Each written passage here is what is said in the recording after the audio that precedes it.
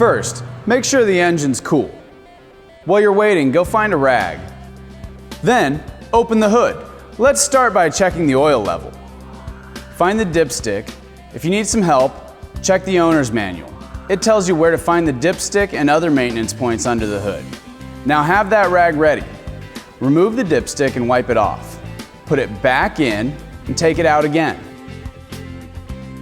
Now look at the end. You should see some oil on the stick and some marks and lettering.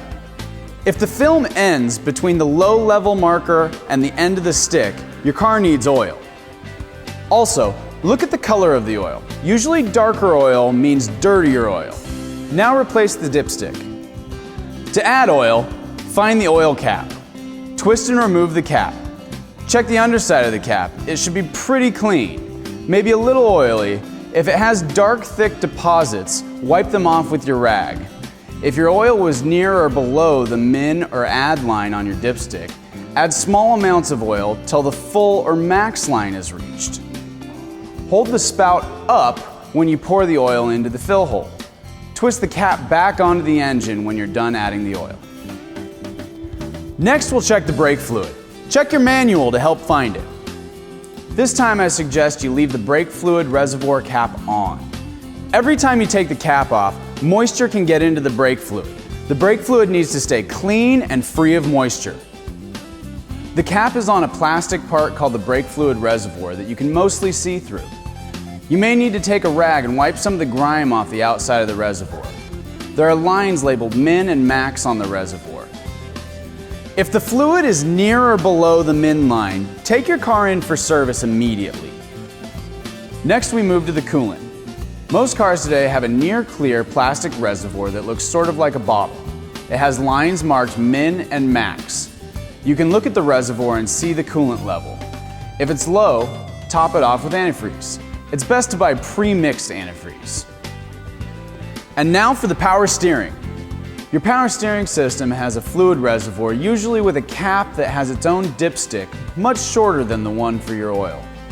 Twist off the cap, wipe the dipstick, twist the cap back on, twist it off again, and look at the dipstick. It has lines marked min and max, or full and empty. On we go to the transmission fluid. It has a dipstick similar to the oil dipstick, but usually longer. Check the transmission fluid with the engine and transmission warm, with the car in park and the engine running. Finally, check your wiper fluid. This is really easy. It's in a semi-clear reservoir. Fill it as needed. You don't want to be caught without any on a dark, rainy night. There may be one in the back of the car too, for the rear window. Check your owner's manual, because car manufacturers can be very creative in the placement of the rear washer fluid reservoir. Once you've checked all your fluids, this is a great time to check your tire pressure. Tire pressure gauges are available at any auto parts store.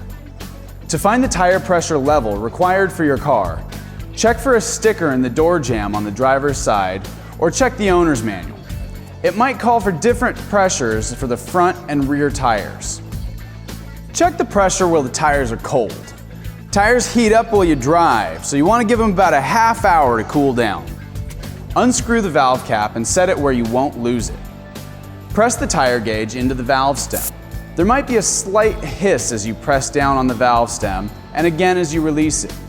You only need to do this for a second or two, just long enough to get an accurate reading. Read the tire pressure on the gauge. And it's not a bad idea to write down the tire pressure as you go around the car.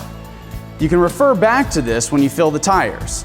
Obviously, if the tires are out of specification, you'll need to correct the tire pressure. This is also a great time to check all your belts and hoses for wear and tear.